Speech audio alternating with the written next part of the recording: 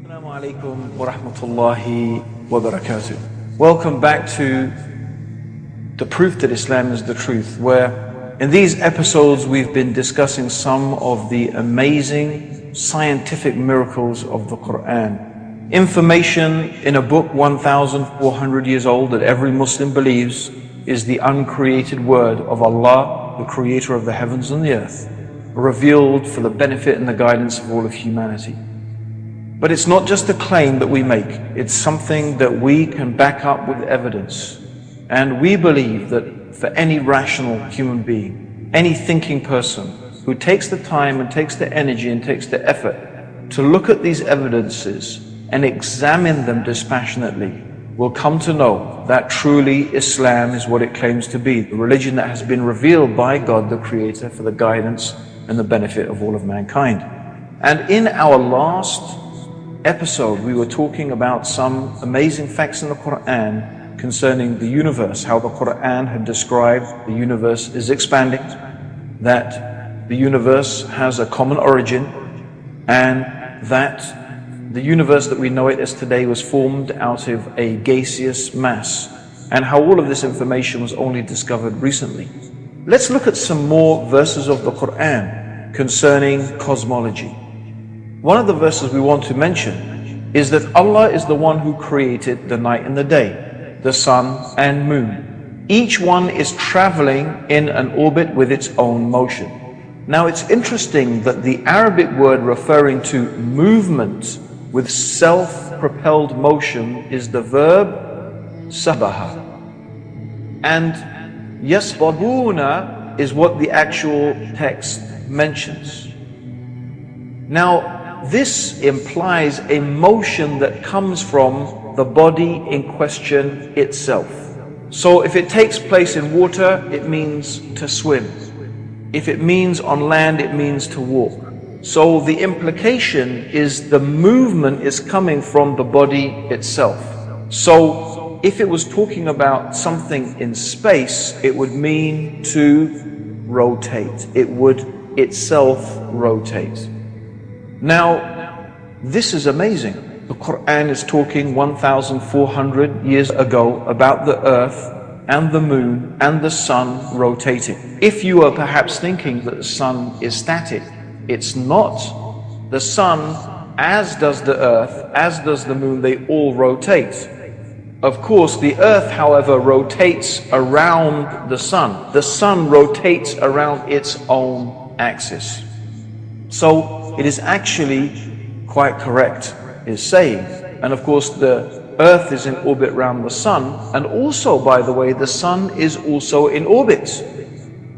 But it is in orbit around the center of the galaxy. In fact, it is believed that ultimately, if the sun keeps going in its orbit, it would ultimately end in what is known as the solar apex, a sort of position that it will end up in the center of the galaxy.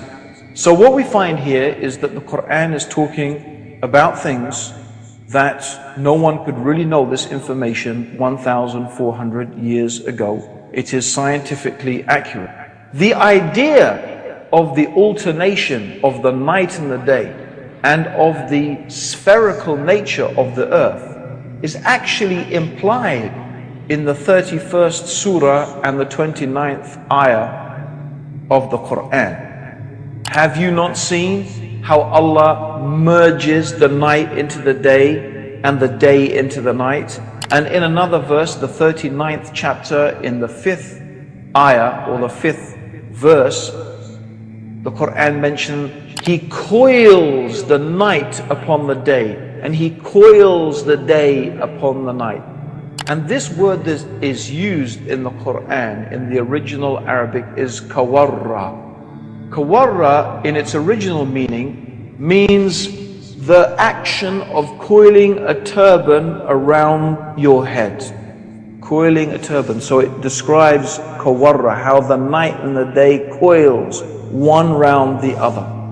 And you can find that description of the interpenetration of one sector by another is expressed in the Quran just as if the concept of the earth's roundness had already been conceived at the time. which is, except for a few, there were a few philosophers who had theorized that the earth was round, but it was not really a generally accepted idea. But it is something that is implied in the Quran, and certainly we can gather this today from our present day knowledge. It's a very another interesting aspect that in one place in the Quran, the word that is used to describe the shape of the earth is the same word that is used to describe the egg of the ostrich. Now, looking at this globe, for example, you may imagine that the earth is completely spherical. But in reality, that is not the case. The earth is slightly misshaped. It is not a perfect sphere. In fact, slightly elongated, rather like an ostrich egg. So it is incredible also that the Quran is describing that shape of the earth. At least this is a possible interpretation of those verses. Certainly we can say that none of these things actually contradict present modern scientific knowledge. In fact, if you think about it, if we were only to bring a book 1,400 years old and you were to find absolutely no contradictions, and I don't mean here to say that the Quran affirms anything. Let's say it doesn't affirm any scientific knowledge. Let's say it didn't even preempt any scientific knowledge. Let's say there was nothing special in the Quran, which of course is not the case, because I've spent a couple of episodes showing you exactly how amazing the Quran is when it talks about aspects of the universe and the world in which we live. But let's just say those things were not there. Let's just say there was nothing that contradicted present day knowledge. That itself alone would be remarkable. Because the superstitions and the beliefs that people had 1,400 years ago were remarkable. For example, the ancient Greeks believed that the Milky Way is the band of stars that you can see in the sky. In fact, it constitutes our galaxy. They believed that the Milky Way was produced when a particular Greek goddess was breastfeeding her child, and the child bit her breast and her milk spilled out, and that's how the Milky Way got to be in the universe. That's their legend of how the Milky Way came to be there. Of course, today we probably all had a good laugh at that and how totally ridiculous it is. How come the Quran does not have any stories like that? How come the Quran does not have any fantastical descriptions of the origin of the universe and the earth? We find it doesn't. We find that what it says can be perfectly, easily, and sensibly reconciled with modern scientific knowledge. No. Indeed, many of the verses preempt what scientists have discovered today. Let's look at some more of the amazing statements in the Quran. In the 10th surah, in the 5th ayah, the 5th verse, it says, "It is He," meaning God, Allah, "who made the sun a shining lamp and the moon as a light, and measured out their stages." Now the Quran describes the sun as siraj. Now the word siraj means torch, means it's something that generates its own heat and light, whereas the moon is described as a nur. Now a nur means a light that is originating from another source, and of course this is the correct understanding. The moon reflects the light of the sun. It's common knowledge today, but not necessarily so in the time of the Prophet Muhammad. Let's see what one of the respected cosmologists and scientists in the field of astronomy had to say when he was shown some of the statements in the Quran concerning his field of expertise. Professor Yoshidi Kusan, who's the director of the Tokyo Observatory in Tokyo in Japan, and this is what he said: "I say, I am very much impressed by finding true astronomical facts in the Quran. And for us modern astronomers, who have been studying a very small piece of the universe, we have concentrated our efforts for understanding that very small part. Because by using telescopes, we can only see a very few parts of the sky without thinking about the whole universe. So by reading the Quran and by answering to questions, I think I can find my future way for investigating the universe. What he's saying is that the one who is writing the Quran, the one who is revealing the Quran, the one who is speaking the words of the Quran, is talking as if he is looking at the whole universe together, as opposed to the scientist who concentrates on observing this bit or that bit of the universe, which is what most astronomers do. Who is it that sees the whole universe altogether? Who is it who sees all things in all places in all times, except Allah, the Mighty, the Wise?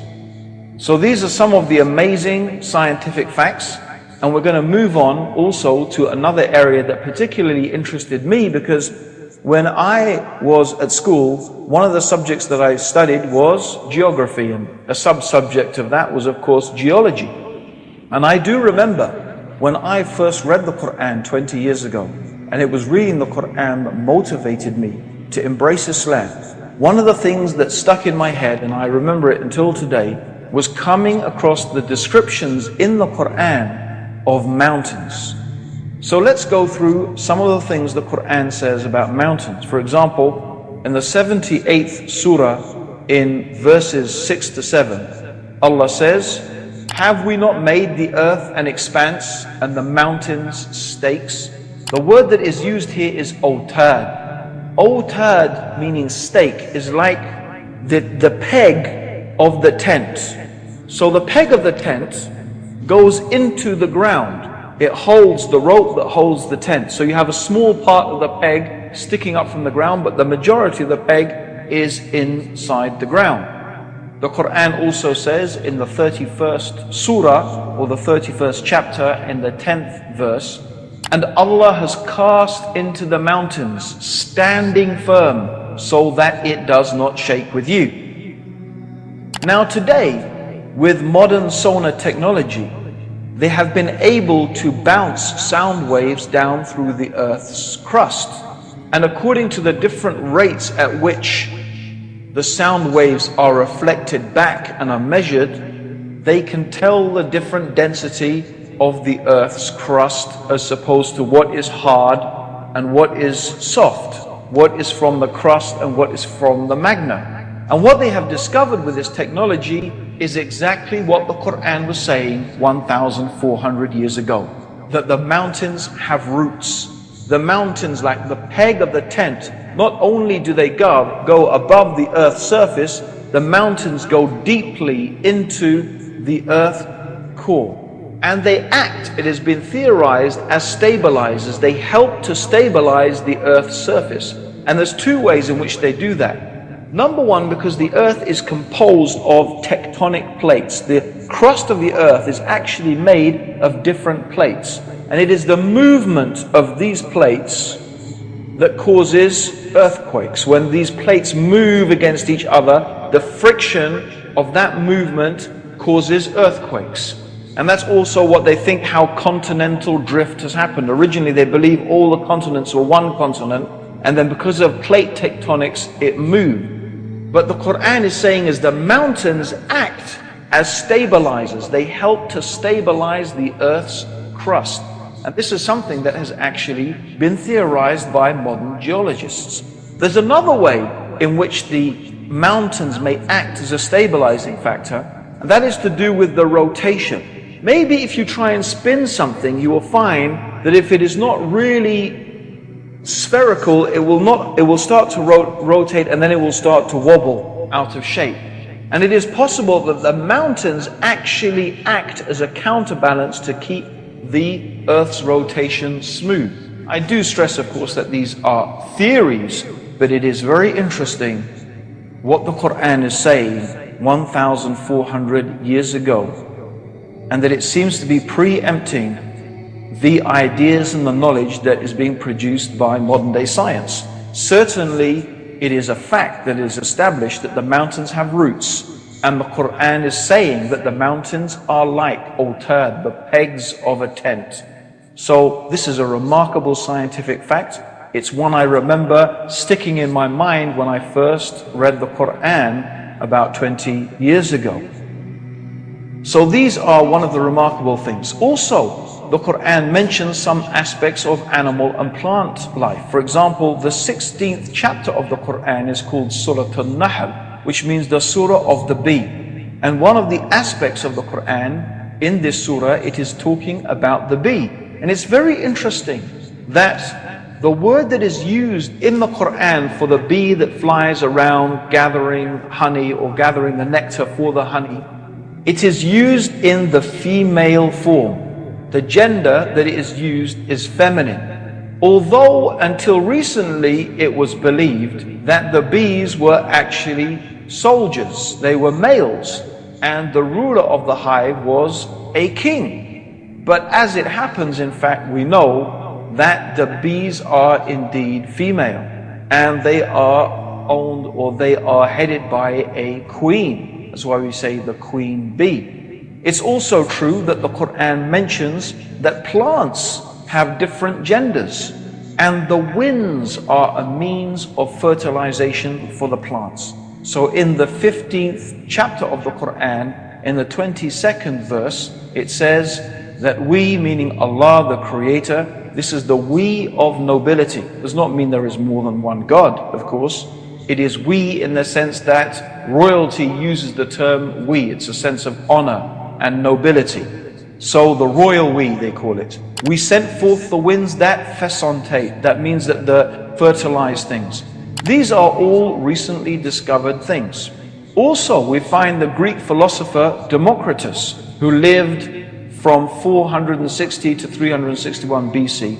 He advanced the theory that matter was composed of tiny indivisible particles called atoms. And they believed that this was the base upon which all of things were made, and there was nothing smaller than the atom. However, modern science has discovered that atom is in fact divisible, and the atom has been split, and the atom itself is composed of smaller elements. The Quran says 1,400 years ago in the 34th chapter and the 3rd ayah or the 3rd verse, He is aware of an atom's weight in the heavens and on the earth, and even anything smaller than that. Meaning there is something smaller than an atom, and Allah, God, is aware of it, every single thing. There's another thing I want to mention. God mentions in the Quran some amazing things about the human beings, and one of the things is about our nerves. Here is a very frightening and terrifying passage of the Quran. It's mentioned in the 75th chapter in ayahs 3 to 4. Does mankind think that we cannot assemble his bones? Nay, we are able to put together in perfect order the very tips of his fingers. God is telling us He can recreate us on this day, this terrifying day, this frightening day, the day of judgment. He is able to recreate you, even if you are dust, even your bones, to the very tip of your finger. Why the very tip of your finger? Of course, you've all heard of fingerprinting, haven't you? Every single human being's fingerprint is unique. Why did God mention the fingerprint? Why did God mention the tip of the finger? This is the uniqueness of the human being. God is telling us, look, I can recreate you even to this fingertip. That is the power that I have. Even to your most unique attribute, I can create you to that. Be mindful, be careful. I will create you again on the day of judgment, and I will judge you and ask you about every single thing that you have done. This is not common knowledge. How did anyone 1,400 years ago know about fingerprinting? And Allah warns us in the 4th chapter of the Quran, in the 56th verse, those who reject our signs, we shall soon cast them into the hellfire, and as often as their skins are roasted through, we shall change them for fresh skins, so they may truly taste the penalty. For Allah is exalted in power, the wise. This is a very frightening description of the hellfire. God is going to burn the skin and recreate the skin and burn the skin, so the people in the hellfire will taste the punishment. Why is the Quran saying that? It has only recently been known and discovered that when the skin is burnt, a person does not feel any pain. That's why when a person suffers severe burns, a doctor will prick the skin to see if the person feels pain. If he feels pain, there are still nerve receptors left. If he does not, that means his skin has been so badly burnt, he cannot feel pain. So if God put people in the hellfire and the hell burnt their skins, after that they will not feel the pain. So Allah is going to recreate the skin again, so they will keep on tasting the punishment. It is a very severe warning from the one who has created you. He knows you better than you know yourself. And He is warning you in His book of His knowledge and His ability, that if you do not believe in Him and follow His guidance, see what is waiting for those people who reject the faith. My dear listeners, the tree of Zakum, which will be the food of sinners, and it will be like boiling oil that will boil in their bellies, like the boiling of scalding water. Taste this, Allah says in the Quran. Verily you are pretending to be the mighty, the generous. Look at those arrogant people pretending to be mighty, pretending to be generous, but taste the tree of Zakum that will boil in your belly. And it says they will drink a water that cuts their bowels to pieces. It is very interesting that thermal receptors are not present in the intestines, but it is in the bowels. And the contents and the receptors in the bowels are highly sensitive. It's a very, very sensitive area, and that is where pain is initiated. It's not a common knowledge 1,400 years ago, but it is a fact that is mentioned in the Quran as a stark warning to all those people who reject faith in God. God has combined the scientific facts with the severe warnings of those who disbelieve in Him. Our invitation is to invite you to His mercy, to His guidance and His forgiveness, by accepting these truths, the proof that Islam is the truth. There is a story in the Quran about a great prophet of God called Noah, and this prophet is also, of course, mentioned in the Bible. And I'm sure you all know the story of Noah, how God sent Noah to his people, and the people of Noah refused to believe in him. And because of that, God sent upon them a flood. Now, before that flood, God told Noah to build an ark. Now, there's a few things about the story of Noah in the Quran. One of the things that's worth mentioning is in the 11th surah, or 11th chapter of the Quran, in the 44th ayah, the Quran mentions that the ark, that's the boat that Noah built, came to rest upon Mount Judi, Istawa Judi. Istawa came to rest upon the mountain of Judi. Now, the Quran is mentioning a specific name of the mountain where the Ark of Noah came to rest. And it's very interesting that recent archaeological research around the area of Mount Judi, in fact, there is a Mount Judi in Turkey, in present-day Turkey. And on this Mount Judi, there is a boat-shaped object with exactly the same dimensions as the Ark of Noah. Now, the Bible claims that the Ark came to rest on Mount Ararat, which is in fact 20 miles away from Mount Judi. And there's a few problems with the biblical description. The first problem is that the mountains of Ararat, or the Mount Ararat itself, is a relatively recent geological formation. If we look at the time scale, when the Ark of Noah was supposed to be around, the Mount Ararat did not actually exist at that time. It is very recent geological formation. So that's one problem. And also the dates and the times offered in the Bible flood, and also the claim that in the Bible that the flood was a universal cataclysm, they don't fit the present-day archaeological and scientific findings. First of all, of course, in scientific terms, the idea that it could rain for 40 days and 40 nights constantly upon the Earth's surface is scientifically not viable.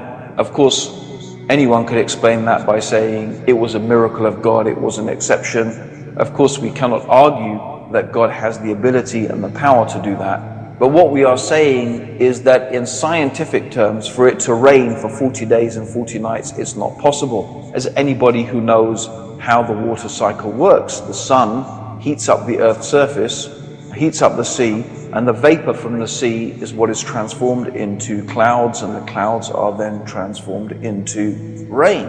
Now, of course, if it is cloudy all over the Earth's surface because of the rain, then how can the sun heat up the sea in order to produce more rain?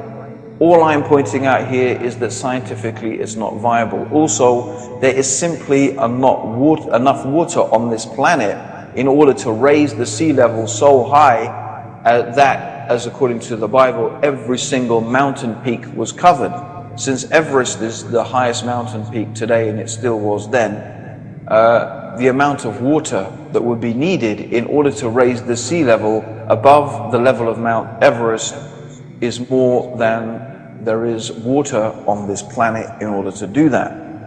Again, we're not denying that God could do it if he wants to. All we're saying is that in scientific terms, it's very difficult to verify such a claim that the Bible makes. However, the Quran does not claim that the flood of Noah was a universal worldwide cataclysm. In fact, the Quran clearly refers to the punishment that is bestowed upon Noah and his people as being something that is specific to Noah and his people. And so although we don't have any geological evidence for a universal cataclysm, we do of course have plenty of geological evidence for local cataclysmic floods. So this is very interesting that the Quran first of all accurately points out that the ark came to rest on Mount Judy, and it seems that there is a very, very high probability that the bolt-shaped object, and surveys have been done of it, is the remnants of a massive bolt. And where is it found? On Mount Judy, as the Quran says. As for looking for the ark on Mount Ararat, people have searched in vain for years and years and found nothing. The Bible describes a cataclysmic, universal, worldwide event, whereas the Quran describes it as a local event. Again, what we find here is that the Quran is in agreement with archaeological and scientific data. It's perfectly acceptable and it's viable and verifiable according to that. Let's go to Egypt and look for some more amazing historical facts. The Quran mentions the story of Joseph and Noah and the Bani Israel, the children of Israel.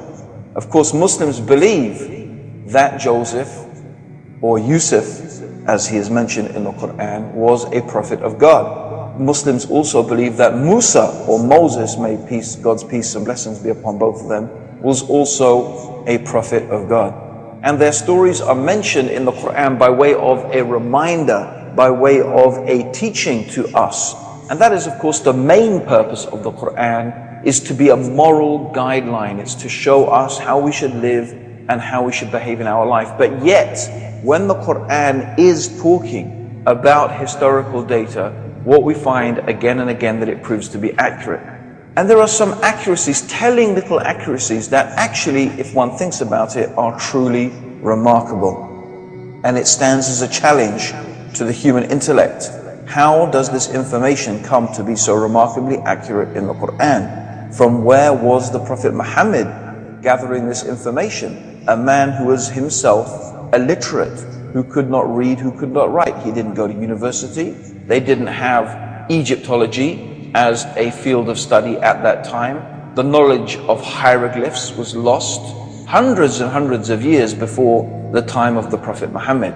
So how come when the Quran mentions about Joseph, Joseph refers to the leader of the Egyptian people at the time as king? The term Pharaoh or Fir'aun is not mentioned in relation to Joseph and the ruler of Egypt. It is mentioned in relation to Moses and the ruler of Egypt, and Moses calls the ruler of Egypt Fir'aun. But Joseph does not call the ruler with whom he is interacting and who he acts as an advisor and a guide. He doesn't call him Pharaoh, he calls him king. If we examine the date timeline of when Joseph or Prophet Yusuf was in Egypt, we find that the dynasty ruling Egypt at the time was in fact a dynasty called the Hyksos. Now the Hyksos dynasty was actually a Semitic dynasty, and they did not use the normal native Egyptian terms. In other words, they did not think of themselves or refer to themselves as pharaohs. However, the Hyksos dynasty by the time of Moses was replaced. So by the time it came to the time of Moses, the Semite Hyksos dynasty was removed and was replaced by a native Egyptian ruler. And the native Egyptians called their rulers Pharaoh, or Pharaon as it's mentioned in the Quran. Now, this is a very, very telling but amazing, detailed accuracy. It's amazing because you will not find the Bible making such a distinction. Now, in terms of a historical document, a sort of diary of events of, your ancestors who lived thousands of years ago and writing down what they did, of course it might be perfectly acceptable in those type of terms to become confused between king and pharaoh, for example. However, for it to be the word of God, we should expect it to be accurate, and that's exactly what we find. And it also, by the way, belies any claim that the Quran was copied from the Bible. If the Quran was copied from the Bible, and if the Prophet Muhammad, may God's peace and blessings be upon him, took his information from the Bible, how come he didn't copy that mistake? How come Joseph does not refer to the ruler of Egypt as Pharaoh? And how come he refers to him as king? Historically accurate, but not according to the Bible. So this shows us two things. Number one, it begs the question again, how did the Prophet Muhammad get this information so accurate? Number two, there is no way he could have copied from the Bible, because he would have copied the mistakes of the Bible. And let's move on now to the time of Moses for another amazing historical accuracy. In the confrontation between the great prophet of God Moses and Pharaoh, when Moses comes to Pharaoh and he shows him the miracles and the signs that God has given him, the staff which when Moses throws it, it turns into a snake, and he draws his hand out and it comes shining white. In the dialogue and the discussion and the debate, we could say, between Moses and Pharaoh, one of the things that Pharaoh says very arrogantly, he says, "O Haman, build me a lofty tower that I may look upon this God of Moses." Now, let's examine this. It's very interesting. Pharaoh is saying, "O Haman," he's talking to somebody, a particular individual, Haman. And he says to this Haman that I want you to build me a lofty building. And the reason is, so he claims, I can look upon this God of Moses. He understood that God was the Most High, God was above the heavens. And in his arrogance, he thought, and how arrogant that is in respect to modern knowledge that we have, that he could build a tower and look upon the God of Moses.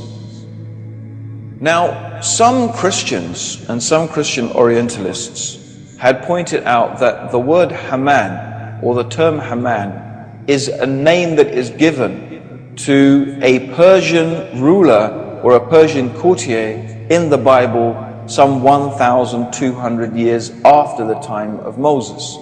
So they said that, look, Muhammad couldn't even copy the Bible properly. He took some name from some later time in the Bible and then plonked it in the time of Moses. Well, I mean, there's a problem with that, first of all, and one of the big problems is there was no Bible in Arabic in the time of the Prophet Muhammad. May God's peace and blessings be upon him. The Prophet Muhammad, may Allah's peace and blessings be upon him, also was illiterate. He couldn't read and write. From where was he receiving this knowledge?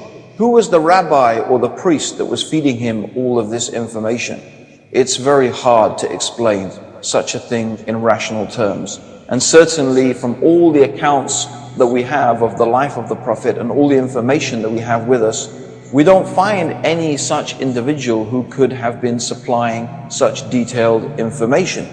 And then this individual, how come he managed to get this information wrong? Again, these are not really viable hypotheses.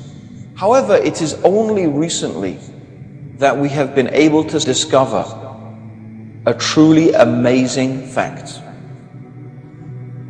When Napoleon Bonaparte invaded Egypt, he sent out various scholars in order to do research, and one of them came across a truly remarkable thing. It is called the Rosetta Stone. The Rosetta Stone allowed, for the first time in thousands of years, hieroglyphs to be deciphered. And the reason is because the Rosetta Stone had a particular inscription, a quite lengthy inscription, in hieroglyphs, a more modern form of hieroglyphs, and then in Greek. So by comparing the inscriptions, they were able to begin to translate and to decipher the hieroglyphs. Now, scholars have been working, of course, on translating the hieroglyphs, and I myself remember personally when a group of students in Cambridge University who were trying to go through some of the claims of the Orientalists that the Quran had been copied from the Bible, and their intention, of course, was to refute that. And so they went to one of these dictionary of hieroglyphical terms in order to try and find out if there was such a person as Haman in ancient Egypt. Now, although there was a lack of information in English, they did find a book in German. And looking through this book, they came across a truly remarkable discovery. Surely enough, there was indeed a particular title of a person. And this title was exactly that, Haman. Now, when we look at who was Haman, what was this title? What did this Haman do? In other words, it was a position. It wasn't the name of a particular individual necessarily. It was the name of a position in Egyptian society. And what was this position? Haman is the master of the quarry of those people who build with stone. Now, isn't that truly remarkable? That Pharaoh is saying, O master of the quarry, O master of the people who build the stone, build for me a lofty tower that I may look upon this God of Pharaoh. You will not find this anywhere in the Bible. You will only find this in the Quran. The knowledge of reading hieroglyphs, as I have mentioned, was lost hundreds of years before the time of Prophet Muhammad, may God's peace and blessings be upon him. Yet in the Quran, Pharaoh is using an exactly accurate historical term. The question you have to answer is, from where did the Prophet Muhammad, may God's peace and blessings be upon him, get this information? From where did he get such amazing knowledge? I think you know by now. Surely the penny must be starting to drop. Surely the cogs must be starting to line up in place. Surely the realization must be dawning upon you, if it is not already, that indeed the Quran is the revelation from Allah, the creator of the heavens and the earth, for the benefit and the mercy of all of mankind. Now, the next subject that we want to deal with is a truly fascinating subject, and it will take a couple of episodes for us to go through it. And that is called the witnessing of the people of the book. That's what I've called it. And it's also dealing with the prophecies of the Prophet Muhammad, may Allah's peace and blessings be upon him, in the Bible. Now, who are the people of the book? The people of the book, according to the Quran, as they are called Ahl al-Kitab, means essentially the Jews and the Christians. First and foremost, it means the Jews and the Christians. They are Ahl al-Kitab. Why? Because they have a scripture. The Jews have the Torah, the Christians have the Injil, or combined together, it's what we know as the Bible. Now, there are some other scriptures, of course. For example, the Jews do have other scriptures called the Talmud. And for the Jews, that is a very important collection of documents. And ancient Christians, before the time of the Council of Nicaea, which was held about 345 years after the time of Jesus, when the Gospels we know today as Matthew, Mark, Luke, and John were canonized and formalized as being part of the Bible.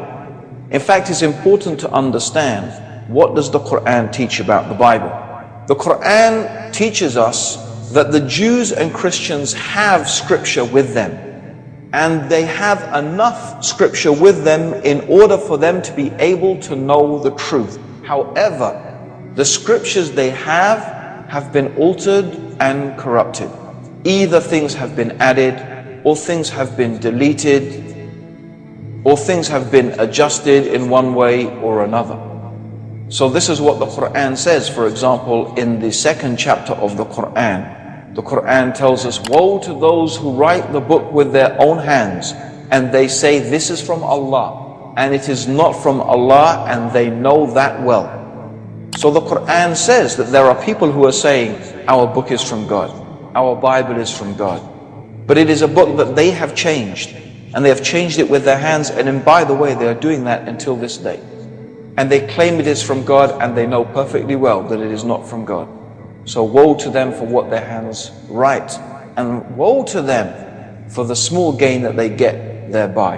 However, that doesn't mean that we can't find information in the Bible. It doesn't mean that we can't glean some information out there. We believe as Muslims that there is enough truth left in those scriptures through which and by which a sincere and honest Christian or a sincere and honest Jew could come to know the truth of monotheism, that indeed there is only one God. And this is what we believe was the message of Jesus. We do not believe that Jesus called people to worship himself. No, he called people to worship the creator of the heavens and the earth, just like Moses called people to worship the creator of the heavens and the earth alone, and to submit themselves to his divinely revealed guidance.